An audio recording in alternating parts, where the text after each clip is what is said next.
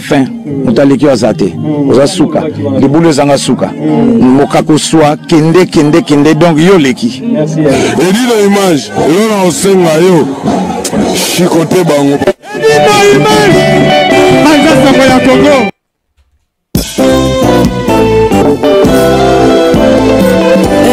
les jumelles de Paris Bana Nzambe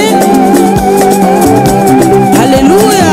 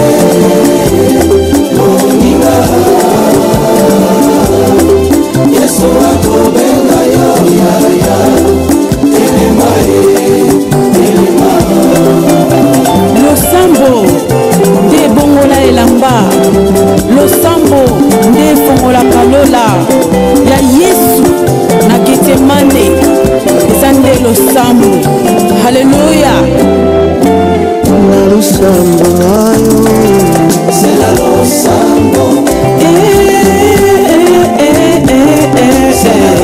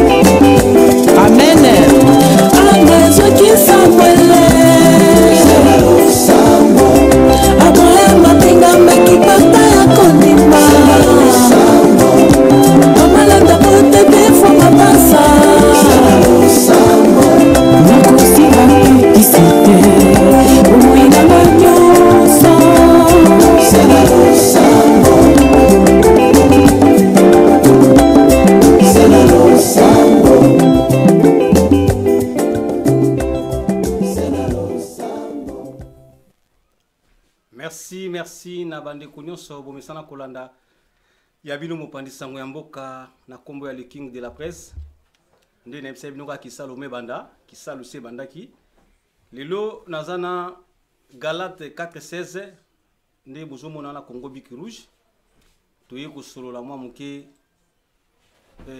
masolo oyo eza bongo ba couple ebele ba mama bazali na matanga mibali na bango mikongo eza ya kobeba nasi bomoni titre wana Galate 4:16 azali moko ya ba guérisseur ozo guérir maladie ya mokongo yango lelo tozuye po apesa biso biyano na mituna na biso par rapport ya titre wana oyo totie wana po titre wana euti epai na ye nga naza juste motuni ba question ye ako répondre biso na oyo amemeli biso na mokolo lelo alors pona okende musika te na pesi no mbote na ngai na 5 étoiles de love étoile d'amour na pesi mbote na ngai na le véritable diamant noir José Leumba na balion de la presse nyonso Galate 4:16 bonjour papa Kimia ezali la grâce de Dieu et sengo susu kokuta na lisusu na moment où parce que tozaki na ngomba oui na ngomba eza maman ya ba révélation et puis na communauté na biso oui ba maladie ezali et puis bato bazo vivre na kati ba silence complice déjà na nous pesa biso na santé na nous d'abord yo maman ko bandu takiye biso mbala moko po nous aka moto boy naza moto te eza identité ya serviteur en Zambie toza na des identités toza agneau en même temps lion oui ba bengi l'agneau immolé qui ôte les péchés du monde et ba bengi les lions des tribus de Juda. Les lions des tribus de Juda. Alors, si vous allez serviteur, il faut aux en des casquettes. Oui. Aux en un moment où vous allez agneau et puis un moment où vous allez lion. Alors, to bengami pour na ko prêcher, ko pesa ba révélation, il y a temps présent, ba makambu oyo eza ko leka spirituellement, physique parce que c'est le monde spirituel qui commande le monde physique. Alors, tozo tambola, tozo kutana na bato, na nzela musala tozokutana pe na ba mama oyo baza ko se dévoiler baza ko loba et ba sekele na bango ils ont comme la biso na matoi et tozokutana pe na bande ko mibali et tozomona pe bato baza ko lela na ba misala na bango baza ko sala et na vie sociale na bango et puis jeune na bango alors to comprendre na mozindo ba couple eza na kati ya hypocrisie totale oui na libanda bato bazo sepela mais na kati yango balobi bazolela pa yango to yena deux choses ko paraître et la kisi être à mototé na ko paraître bon mais être na ngai oui ko la sosoma mais c'est bon la gâté alors Galate 4:16 na yebi ke mikolo okoma ko mema biso mingi na loyembo mais lelo na comprendre te mamoko otuna ki question on est obligé na tuna question hein otuna ki yango ozoma tenzo toza kolongo ndo palaga sans Zambie oui obligé eux aller évangile la marche et kolobela ba branche nyonso sociale et spirituelle ya peuple congolais mais ko dénoncer quand même mais na le bibia que oyo tokomona na oyo tokoyoka nyonso oyo eza na intérêt peuple congolais te na ko dénoncer yango ya solo wana ah oui pour na peuple congolais c'est un jour ko même le problème te mais ba lo bibia que na kolongola te na ko bakisa te la kisi oyo ezali cause juste. Il y a intérêt, il y a peuple congolais, je vais les dénoncer, sans regret, sans recul. Alors, Batouazan habitude à Koloba, toute vérité n'est pas bonne à dire, oui, pour l'intérêt des peuples congolais, toute vérité est bonne à dire pour sauver le peuple congolais. C'est vrai. Oui. Alors, pour la Rwanda Masolo, on a habité quoi, même si on a l'Oembo. Tout bandaka en balamo. Oui, tout à l'Oembo. Liloba ya Nzambe Liloba ya Nzambe Eponi nango mungala te muluba te muswahili te Eponi pe mungala te Yokaka achiaka na misala yende kona ngai Pote yobika Yambape masiya na bomoi na yo Pote yolonga Liloba ya Nzambe Ezali nguya Liloba ya Nzambe Sosola yango Bato ya matoi mangongi Ndeko na ngai baboyi koyoka bamipesi kaka na misala ya ekoboye pe nasoloka etikali moke yoshazonga kokamata bapetolami liloba ya nzambe ezali nguya liloba ya nzambe sosola yango. Alléluia. Merci, merci, merci. Vraiment, nzembo oyo tango koyemba ngo kosala kulut nemso César ngadi malamu mingi hein. Ah oui, mais vewa nazaka na bonzambe kati. Atondi samine sengo. Vewa nazaka na bonzambe kati na ye. Ya solo. Oui, bazaka na bonzambe kati. Faut na miso komona te. Ah oui. Motu to akokanga mana ye. Soki okotambola peza na droit chemin, banzele zo fungama. Alors. Oui, bato fula te. Merci, merci. Galate 4:16. Nalingi siko tokota na kata mozindo ya masolo na biso. Pourquoi titre oyo otieli biso lelo ba couple ebele ba mama bazali na matanga ya mibali na bango mikongo komi kobeba quoi. Tout à fait. Oui. Titre oyo. Ouais. Na vandi na discerner na tangi makomi etalisi ngai. Oui. Na Genèse chapitre 3 verset 16. Oui. Nzamba za kolobela na mwasi. Il dit à la femme, tes désirs se tourneront vers ton mari et il dominera. Tes désirs se retournera vers ton mari et il dominera. Baposa na yo, na ko sepela na yo, et ko ute pa ya mobali na yo, après ye akokonza, akozala mokonzi likolo na yo. Alors pour konza, moi si fa sepela, moi si fa tonda. Oui. Ozolanda, moi si fa sepela, moi si fa tonda. Wana nzambe mutazo talisa. Désira balobi, posa balobi awo ya kwanga na makaya bute. Et posa ngo ya nini papa? Mais merci balobi ezali kambo ya jardin et d'Éden. Na kei pona faire comprendre bato. Évangile na biso ezali évangile à marche, ezali évangile oyo to ko marcher ba monter. Il faut toyebisa bato parce que ba couple 9 couples sur 10 na niveau ya diaspora. Oui. Ba mama bazana kati ya matanga et puis bazana kati ya prison matanga ya mibali ba komi ba impuissant. Yo yebi yango ndenge nini papa? Mekala ko yo yebi yango ndenge nini? Na yebi yango parce que toza ko yoka na mato ya bato. Bango maba ko dévoiler ba sekele na bango. Bato bana mibali pe mingi bazali koloba bazali ouvert taza koloba.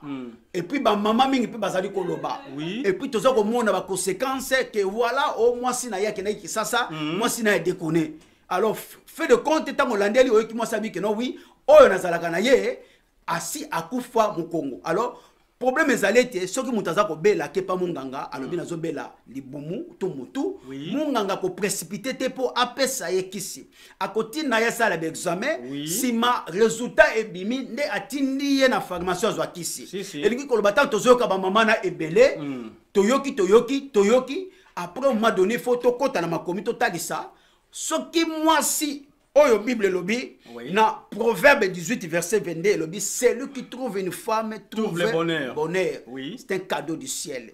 Est-ce que as-tu trouvé la bonne? Félicitations Nzamba Komama. Si tu as trouvé la mauvaise, au balili les felo. Si kosoko okokisi oyo Nzambe alobite na kati ya Genèse chapitre 3 verset 16 ba posa na ye bisengo na ye kote pa na yo pour dominer. Moi si wana ke libanda. Moi si wana ke libanda carrément parce que azali oyo te Bible lobi que non celui qui trouve femme trouve bonheur parce que azali azana ba soumission te akokanga te akokota na mozindo te parce que tozo lobela awa ezana deux branches ya makambo. Oui. Mukongo kokufa batu ezana trois branches. Il y a trois branches. Expliquez bien spirituel et physique. Oui.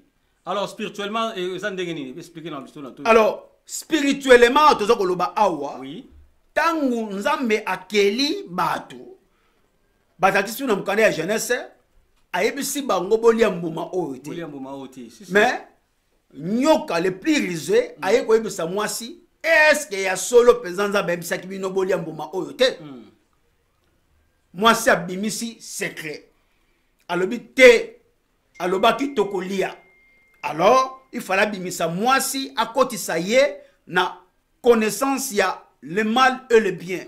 Alors mwasi aliaki mbuma. En fait eza mbuma te. Ezalaki nini? Bayeba ki na kosangana na moment convenablement te.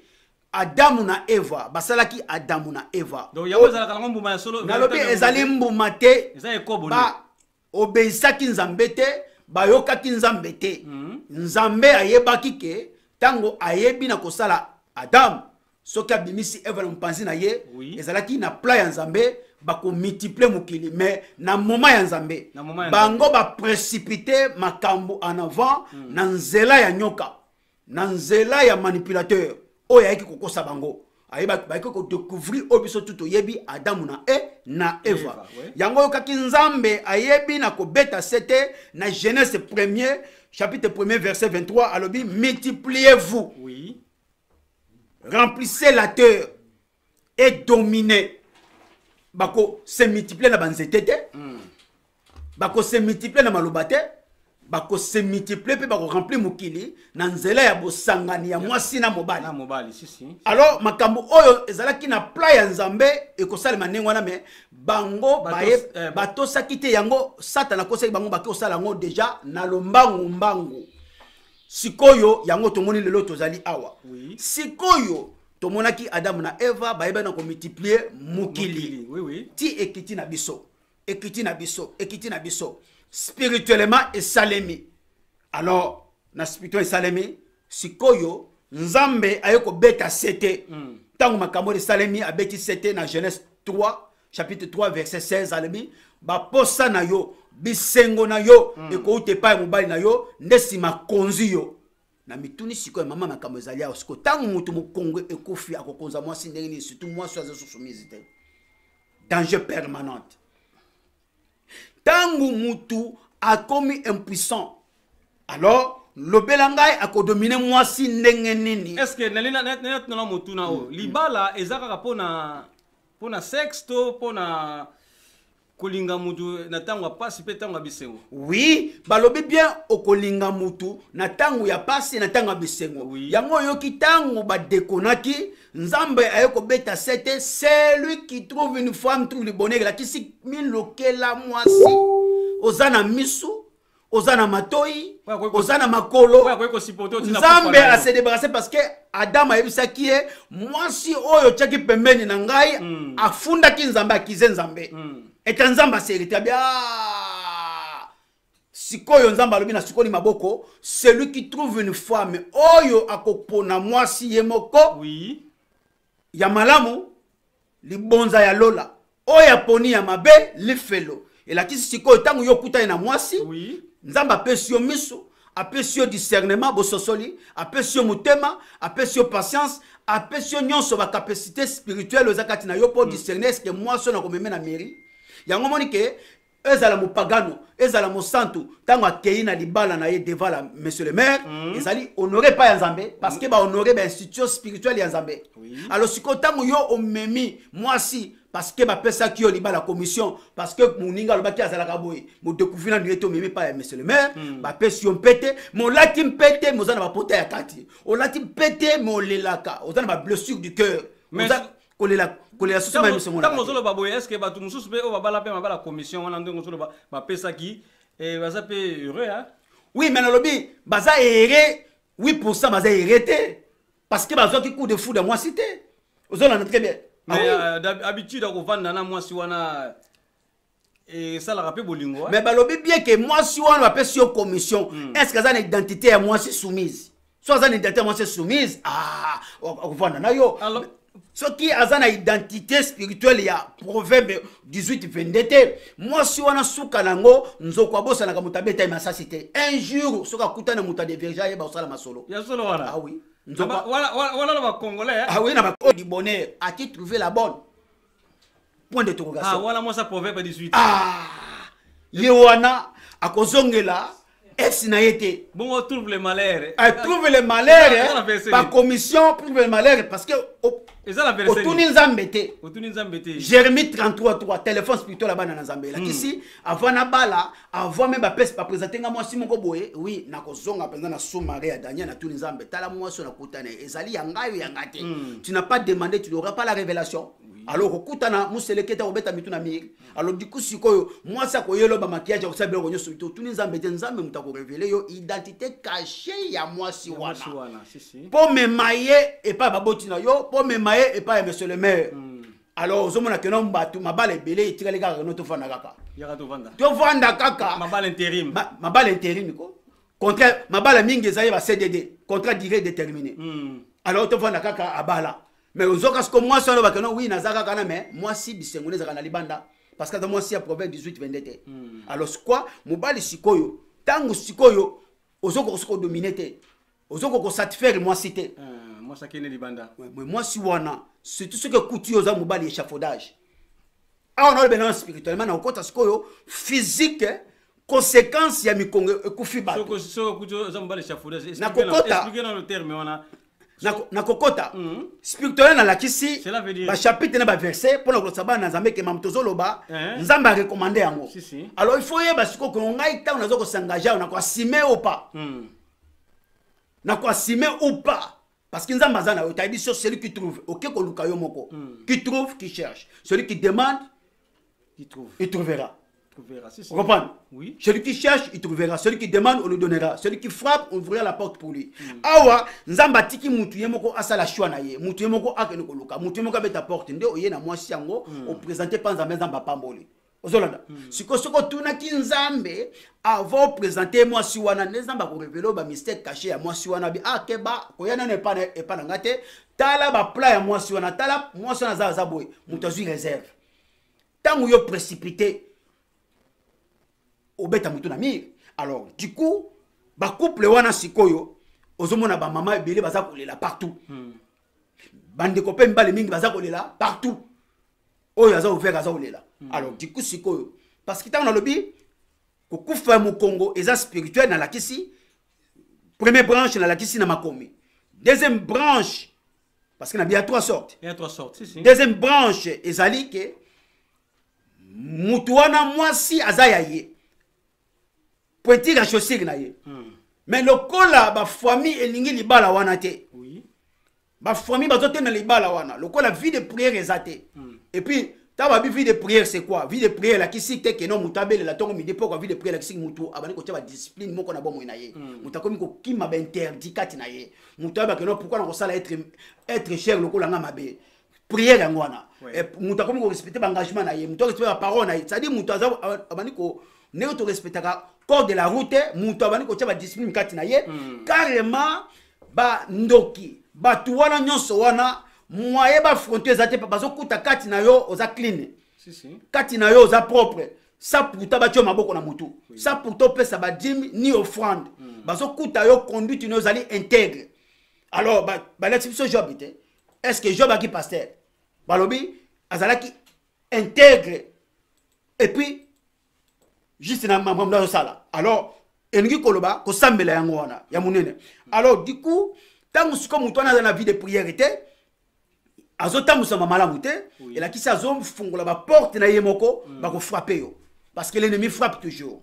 Ephésiens chapitre 6 12 à 16 lobby nous combattons pas par la chair mais nous combattons contre les principautés les esprits qui rôdent sur la terre d'esprit to buna makofi bitumba makofi te bitumba ya molimo alors siko yo ezo circuler écoute siko yo ozana ba interdit ozo tambola c'est interdité oza salité oza mbindo oza bosoto oza ekunde fulu bakokota baza bangulu souviens-toi que tangu Yesu aza ko bengana milimo ya mabe na nzoto ya mutu azaki liboma bikeno ko bwa kotina nga na ville te parce que na ville be innocent bazali bato ba nzambe bazali bitunde nga na bangulu banani ngulu azali mutu oyo être mi ozo tambusa mabe azangulu ozolanda parce que ta bato bamona kangulu wana o Yesu abwaka ki milimo na bangulu bato bakasa bangulu penda ba vrai bangulu imagine obi ke tile lo ba musuba bandimi musuba ya bangulu te na ezali bangulu te ba présenter ngulu ya nyama ezali ngulu ya être humain ngulu ya vrai plan vrai musuni balobi tout ce que Dieu a créé est bon pour manger. Dès que votre conscience ça vous dérange pas, vous comprenez? C'est tout. Juste tu prends la nourriture, tu pries et tu sanctifies ton nourriture avec le sang de Jésus-Christ, ça suffit. Et le juste vivra par la foi. Oh et basana sima mokongolanga etalingate tant on a sanctifié na makila na Yesu Masia na zali na nzoto kolongondo. Alors tango baza ko sala dialogue liloba lati nzoto basala dialogue na esprit ezakata moto. C'est-à-dire nzambe bazo discuter na satana. Albi tinanga na bangulu. Et puis Yesu Masi asali posa ya satana. Oui. Nous avons l'évangile à marche. Merci. Toujours la moitié. Oui, vas-y, troisième. Hein? Oui, mais dans la kisi. Oui. Alors, si ko ba côté lio dans la vie de prière et dans la baboso tombindo. Et là, quand liboso ba frapper mariage na yo. Oui. Parce que l'ennemi a tellement la liboso mariage. Parce que si vous allez corps, âme, esprit. Boza ini fait la force même pas côté zaté. Alors ba côté le nini ba côté la yo na ba système ba femme de nuit pour ba faiblir yo parce que ba démon ba tozo visiter yo. Ba comme qu'on visiter parce que spirituellement oza couvrir na parapluie spiritualité. Ba zo gérer spirituellement corps âme esprit no comme gérer. Un taba roya oloza na mwasi na yo yonde ba comme qu'on visiter yo. On se trouve que nous sommes la bonne ligne. Moi, si mon copain est connu, on est longuité. Ça démon. Coach démon en femme de nuit. Ma coach démon en femme de nuit. Oh, ils ont mon longuité. Alors, moutou, on l'a tellement parce que la petite vient manger. Tant qu'on a mon élo comme anormal, quand on a fait un tellement. Alors, tant qu'on télémité, eh bien, tozuye. Bah, c'est parce que les tenteurs tentent toujours. Tant qu'on a tenté, on résistait à Zongi. A tenté au résultat zongi. Alors ceux qui ont monique aux résultats au sanini a ouais se planter. Alors ceux qui demandent se planter et style balongolio posa ya mwasi na yo, balongolio posa ya mwasi na yo ba faiblir yo ki mobali na yo. Exactement mo salate parce que ba kutio ozali d'interdire aux olongolo ngote kati na yo te. Alors bazo gérer spirituellement. Ba comme ko loti sa yo lota ka kozolia na kisasa, ozolia nini. Alors démon ya femme de nuit à côté lio et sili ti à su place. Tant à su place, yé muta donda kana butu na moi mo selo mo rezate. Ki mo ba no lembi. Muta loki azate. Mais ba côté lio parce que zo bunisa libala wana. Il faut tellement na prière. Yango yo ki faut tellement na prière pas que non. Batak nyo se koyela yo faut tellement mukilesa na maloba ndesi ko peut oza ko déclarer. Alors tant yo ozali ko négliger, tant yo ozana kata ba kidiba ba ko frapper yo. Alors mingi tano loba mi konge kufi ezali côté pe spirituel mi konge kufi spirituellement et kufi pe physiquement parce que c'est le spirituel qui commande le monde physique. Tant spirituel ba côté le système femme de nuit mari de nuit. Moi si ba si pour ça mon bali ba si pour ça moi si un tas ba faiblir yo alors aux en vie de prière au tikali mutu suka atali pour ko ba souci à se réfugier na ba 86 à se réfugier na ba ligrika à se réfugier biloko belé parce que mutu amena ka ebele ozo mele suka na ko mbani okufi. C'est vrai? Oui, mbani okufa ko. Mbani okufa. Mukimba no kufa yo mo so mela masanga mingi mais nabi balobi ba komi bien vivre avec modération. Oui. Ce qui na kolia na meli verre à vin ce que so mela ka 2 bouteilles 3 bouteilles au détruit katina yo et ko faiblir yo et ça le quoi de le prendre mela ka lundi mardi dimanche de le prendre le premier au 30 de le prendre suka lango de le prendre et zo suma kasi na zoto noter bantiko on esa nini elembi voilà ndenge moko nzoto muto. C'est ça. Alors Galate 4:16 pour nous vendre à mingi wana te na lingina tout nananu soumission expliquer sur la soumission na biso ba congolais et lingi loba nini soumission balobi mari aimez vos femmes femmes soyez soumises. Alors pour moi si à pratiquer soumission il faut verbe aimer d'abord. Verbe aimer d'abord ça ici mari aimez vos femmes. Alors okoko linga moi si au salaka nyonso olingi mwasi na yo mais soki kaka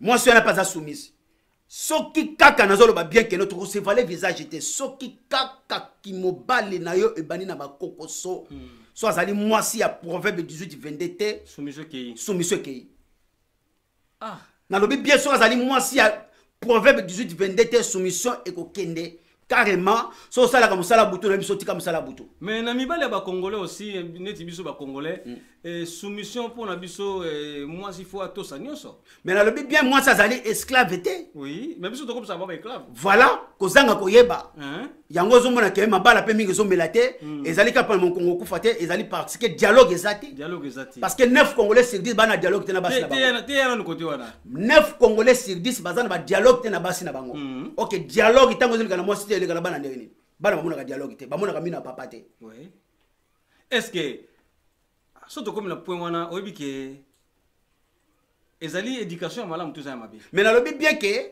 on donne ce que on a surtout ceux qui babota qui na lupango ya famille ou maman na ya kokota libala na kati ya famille papa na bino mais pas ibanoko bazali batatale ki bale maman ki bazali ça ozana éducation au pluriel ya tata mwasi ya noko ya solona oui éducation au pluriel ba muya mutuna malembe te malembe na lobi bien que oza évangile match na kolobela mambo ebele parce que na lupango soko botami na lupango admettez maman na bino aye abota yo na lupangu ya papa na bino ya famille papa na bino papa na bino ya dimeto afana kana lupangu familial enta sikoyo mama na bino babala ki black était ayo ko fana kata lupangu wana oui c'est que azana ba belle sœur na kata lupangu wana oui azana ba leki ya mobali na ye azana papa bokilo na ye azana alors bana botami place wana tout ce qui famille wana ba yebi bonzambe te mwana wana azana éducation au pluriel ayoka ya papa mabe ayoka mama mabe ayoka tata mwasi ayoka ya noko mabe oya tina nguba oya tina mapa oya nguba ngo epola oya beta egogo oya finga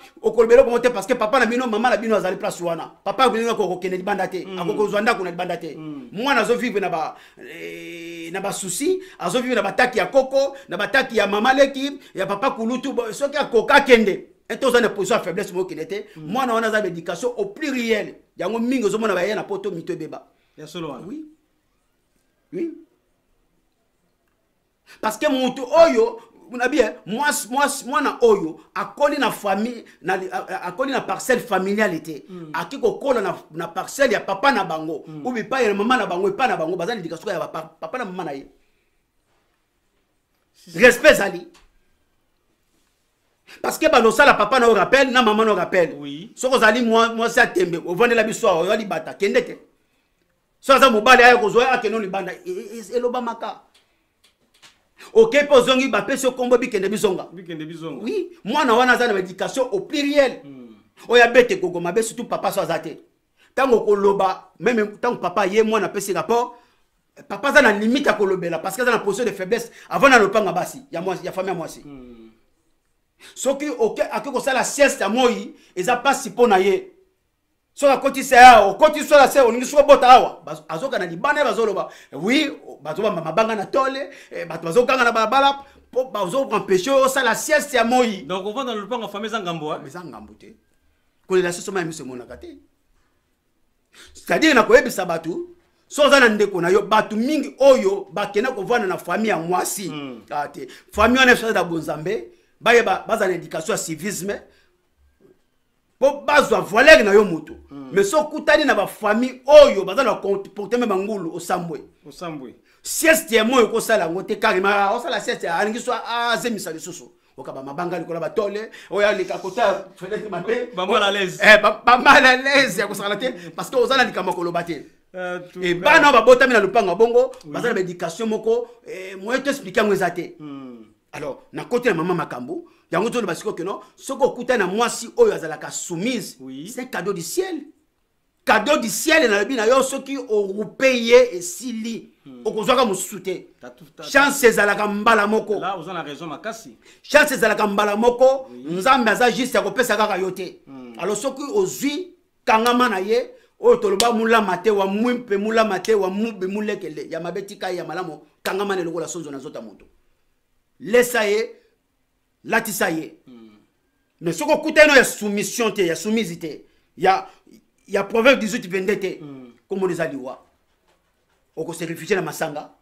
obana ko pesa obana ko raconter makambo ya faye na yo libanda et puis ko zongela na matoyi et ko tambola mukimu mbaka ke mobimba ozoleka bakomi kotona ba fenêtre ye wana leki sali makambo no so ebimi libanda parce que kutana mwasi oyo aza na bonne éducation te aza soumisité abaloli yo mutu eta sikoyo ememi yo sikoyo no oza ya kokufa lobelanga sikoyo machine eza kokufa na mwasi lisusu na yo machine okufi double yango zomona mingi ememi bango pe na pédophilie bakomi na bango voilà quoi alors vu que amoni que ba pareil ça soute voilà alors ake koluka musala butu nzoka musala butu te musala butu ele atelema na porte de fine ba congolais mingi bana mambwana ozolanda alors du coup alors na moment oyo oto totalisa bato ba conséquences alors maintenant tsikoyo mingi misusu pe bakufi mikongo mingi na moyi eza nini eza misala o bato bazosala sans pourtant ya spirituel mais musala o ya zosala lelo tokoti na bato ya échafaudage na koti na lelo pona bato échafaudage bato ya échafaudage ta ko bisanga o ya bani ko sala musala échafaudage pendant 10 ans ya comme mama bende banda 6 heures du matin 8 heures ti 20 heures ozanani Rambo Schwarzenegger nzoto lembaka mutu kelembaka force nyonso yo pesi yango na comme mama bende pendant toute la journée siko lo belangai okuta na mwasi ya soumisité faute za mwasi ona akela faute mwasi na kelibanda parce que tango yo yé force nyonso tiki na libanda o lepe o wana ko juger mbongo zo la o yo sala ka bal o liaka légumes ya to mingi bazo lia légumes te bazo le biloko kauka ale 3 kwanga ale likayabu ameli boke mais na kolia 3 na kolia kwanga moko na le likabu na ngai ndunda ebele parce que ozo kota na michopo to mona kango te michopo balengela kango lokola liso alors siko tango yozo ole kwanga 3 likayabu moko eta ndundo chebele te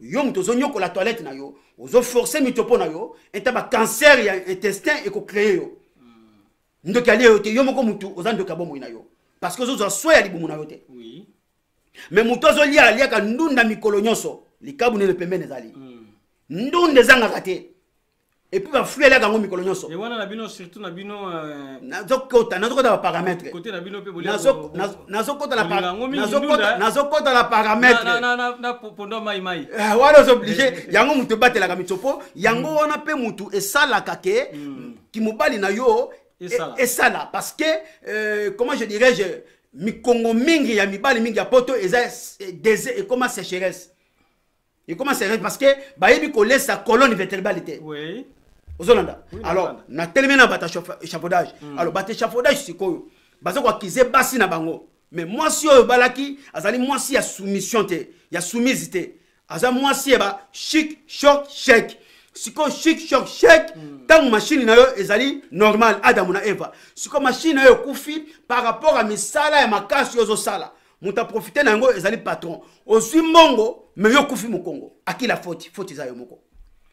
Est-ce que yango et yaka comme malade nyonso te donc yaka la charge wana mais malobi malembe mutuka diesel babi ko tia yango diesel toko mo chango essence obumango mais nzoto ya mutu tango ba mundela bi que non manger équilibré à constater manger 5 fruits par jour à constater manger les légumes à constater parce que mutu amelaka te boyo kalelo échafaudage ya loka mutu sa sport to boité ba sportif ozo ça la sport et ça sport si quand on fait sport on mange bien. Mais est-ce que va souvent va que bali bien balobi bien que paquet ma bende zo vi miso paquet mais yango te mutu zo travailler na kimobali na yo ça c'est une autre chose ce qui mu Congo ekufi yo ezali ma bende ko vi miso ba paquet mais mu Congo ekufi ça rien à voir yo bi pour bali bien majorité bazo négliger pourquoi parce que ba douleur ya mabende ba bomba kango na ba 16 18 na tongo azo mela bière pour avoir courage au même mabende OK rien OK na tongo tango zo kele musala ndingo na tongo ozwa démarque o tete yango mobeso o tie na verre ozwi de yaouti na tir o tie o meli ezalo ko mutale de soso wana solution ah oui mais merci parce que zo même mabende wana démarque ozolia wana o meli na yaouti na tir na le ezalo ko le soso o leki mutu ale ba ngombe. Est-ce que technique ozolo ba wana yo po sala musalango na sala échafaudage te bongo siko ndo na vana na bato wana zo mona nde bato wana baza kolela bazolela et puis yo za muto bako betela pe lisolo te so betela lisolo panzi natangi bakombo bato te esali ngai pasi il faut kolobela kopesa solution kopesa solution ndenge nini bakokima il le temps osalaki yango parce que mukanda ezalaki te ok mukanda ebimi fotika yango. Alors d'après yo soki mutaza na pasi azana sans papier il faut ça l'échafaudage. Oui mais ezali passage si la possibilité ezali musala oyo bato bazoko no sala yango parce que mukanda no ebimi te bazokuta na pe na ba conséquences kosana te na ba faux patron noki o bazolia bango bambongo na bango mbongo bakomi kofuta bango ya kosu yaka tokuta na nganda ya tel ola pese mini na yakomi pese ya moitié o impo benda kingai na yebi passe ya bato wana yo penda muto abetelo masolo wana atenga penda plan la bango mukolo na kokoma na lobeli ba patron te na lobeli ba patron pe na kolobela bato nyonso basale pa ba patron wana bambongo na boyetra ba patron ko pesa ko mayele ndenge ni ba patron ba kosanza bambongo na bango tela bango téléphone ouvert ba victime nyonso tout ya ba patron ya échafaudage congolais te ba o basala ka au noir o basala kana mwindu ko banga te po zangi mukanda akolia yo centime na yo te ba manifester ndenge boyoka douleur na bango ndenge boyoka ki akofuta yo soki afuti yo te okobenga na numéro oyo nazali wana assistance sociale na bino oyo na koyeba na ko guider yo akopesa mbongo na wana pete nyonso pote ba o ba oya sima basaka na bino te parce que tozala pour défendre les opprimés les abandonnés les oubliés oyo bazoko exploiter bino na kangi parenthèse mais siko mutu oyo abeti bulo wana akokela ngoti ba 10 à 15 te akufi mais les ana bato bazo continuer en tile lo hein amen soki il faut mutu akoma sikoyo comment je dirais-je okomi gérant okomi gérant okomi siko guider bato parce que ça la conséquence mutu wana va comme gérant à traverser énorme na kosana te aleki na ba sacrifice kosana te ba conséquence azu yango.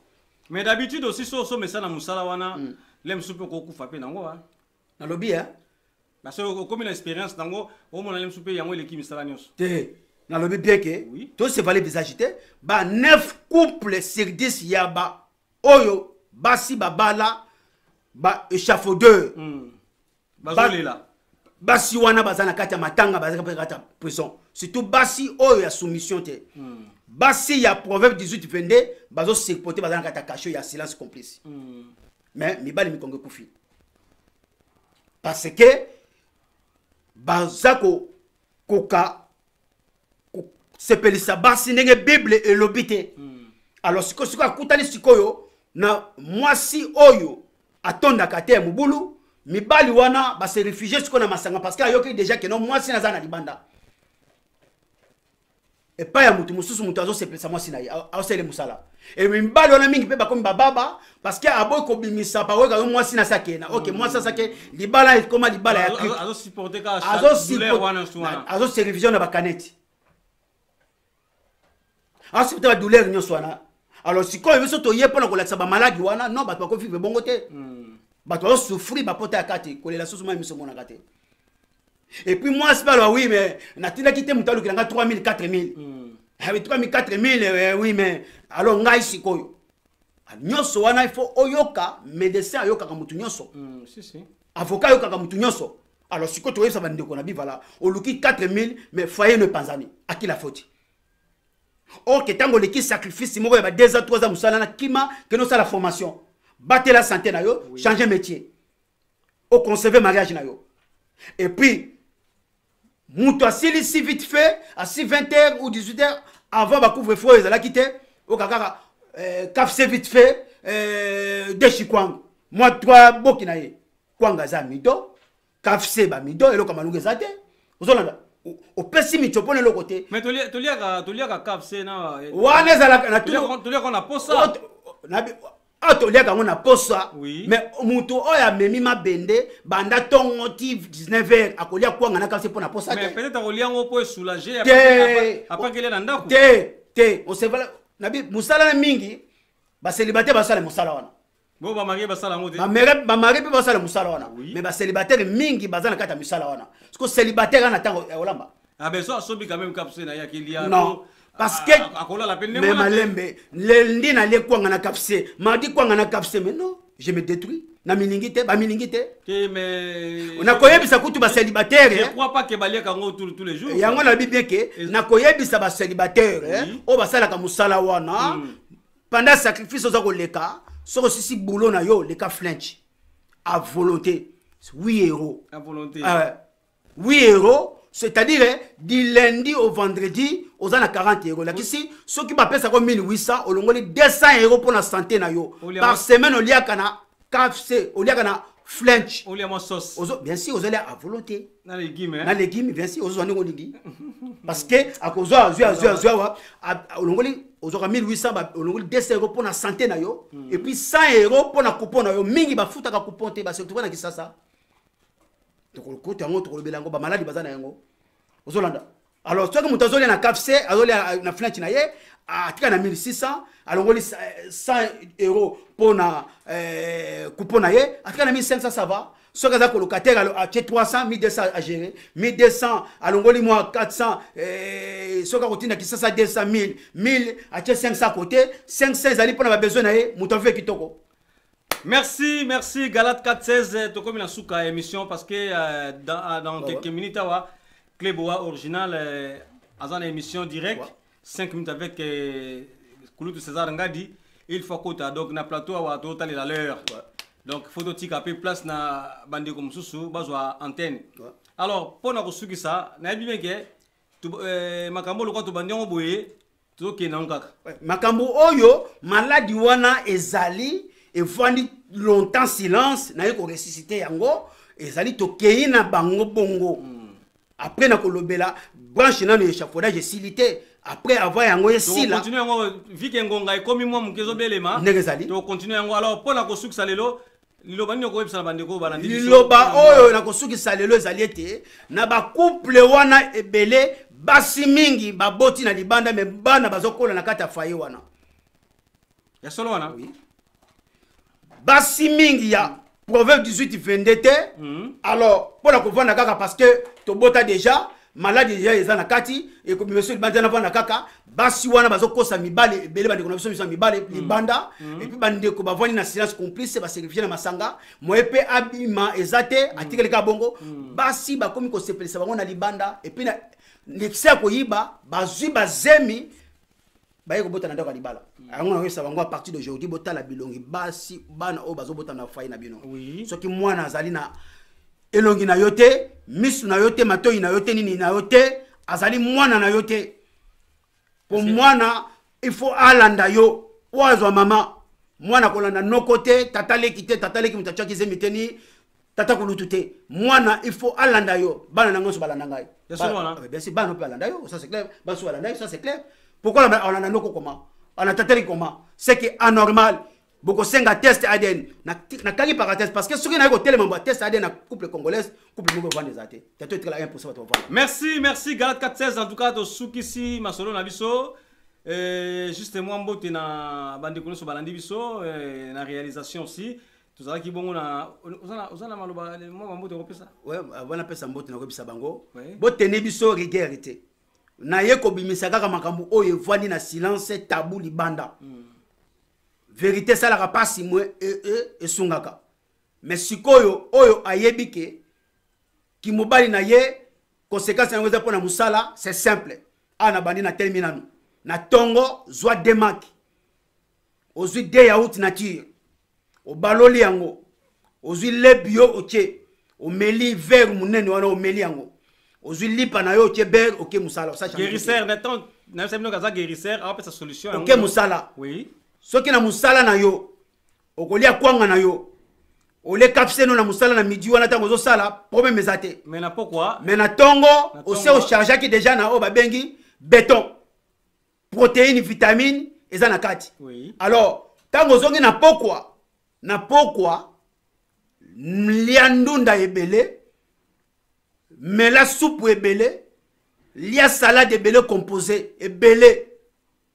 au comment nous avons un problème ni ballonnement ni à constipation au kozana ngote ni problème avec mobile kozala te ozo respecter ta sommeil na yo même 10 heures la laka exacto organisation du matin yo la laka ti minuit non ozo o miningite conseil na kopesa bino yangwana merci moi mambote poto kabwana voilà maman Kitalatala ya kozanga ta pona la bonne part que le monde ne peut jamais ôter maman Kitalatala omela nzambe na lola bomba batela yo nzambe abatela équipe nyo surtout il y a Kleboa, il y a Lolo Swami, et Dino Bilengi, Willy Kunda, oui, Nzambe Apambola Bana, il y a Congo Nyonso, il y a Madame Bozo et Mabebo Boaka, tout ça wana pour na service na bino. Tu yeli bino beaucoup, nyos tout zolo bezana kata beaucoup. Tu kotali sabino, nengi boko biki sama. Tu komina bino mbalasima pour la prochaine numéro, autour de l'obéla, ba patron échafaudage, ou ba nyokoli, bande kona bango ba congolais. Pesa bango jour. Toza na bino l'obézali mardi, toza na bino mercredi. Mercredi téléphone les allés ouverts. Tous les victimes des patrons d'échafaudage, le téléphone sera ouvert. Appelez-nous. Bolo ba makambo na bino nyonso na yebi balebino bambongo. Na yebi soki balingaka te bongo sala ba démarche na bino administrative. Soki obaniko bagana bongo sala démarche ba papier bakomi ko pemisa yo. Mais na ko yebisa yo sala ba démarche administrative na bino pesa mokongo na musala. Mususu pesa li ba faute na bino. Merci. Mercredi à 18h30. Hein? Mercredi à 18h30, Tokolobela, ba victime, ya ba patron échafaudage, ndé ba nyokoli bango. Ndenge ba pesa bino bambongo ya ndambu ya kosu na banganda. Merci batela masolo na biso to betango mercredi. Alors merci na bande kono so bolanda biso, merci na Kulutu César Ngadi Kleboa original, merci na ya Lolo Swami, merci na ya Willy Kunda. Merci na Doudoulé, caramélisé, Chanel. Mado Chako, de lui prendre de la prendre Fifi Congolo. Fifi Congolo. Jili Mujinga. En tout cas, Bambo Tenabino, vous êtes toujours connecté. Alors, tout ce que ça n'a pas jamais de Paris. Hein. Ah oui, il faut qu'on est obligé. Obligé, hein. Parce que ça, évangile la marche. Évangile la marche. Ah ouais. Dans Bajimé de Paris. Tous les cas.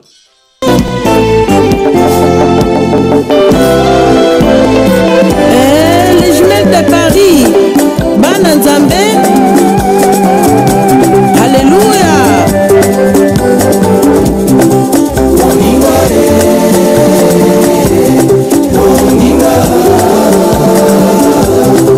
Yesu akubenga yo ya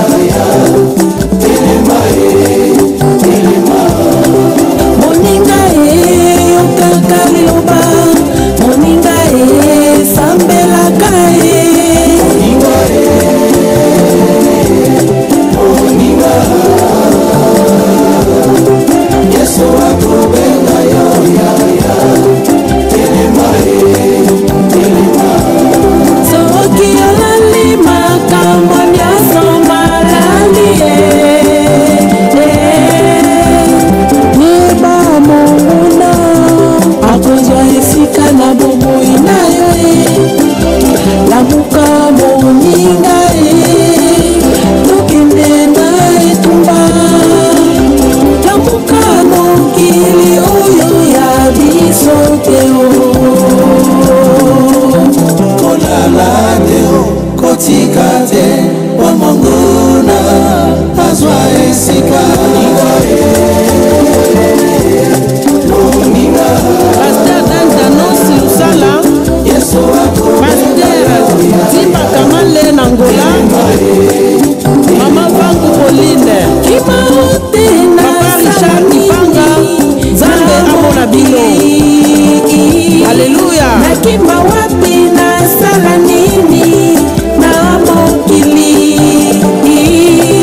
Pona libala na ngai Pona mabota na ngai Pona mosala na ngai Pona konima na ngai Pona lobiko na ngai Pona bomoi na ngai Kolala teo kotika te Bomongona azwa esika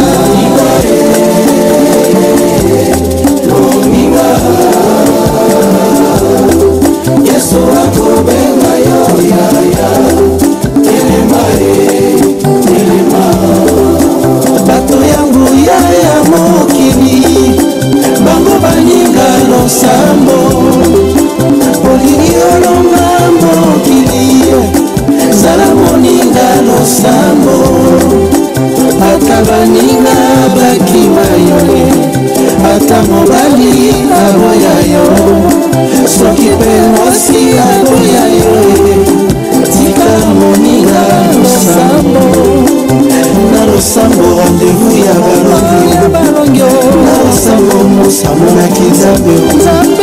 Reste la nuit, dès sa présence.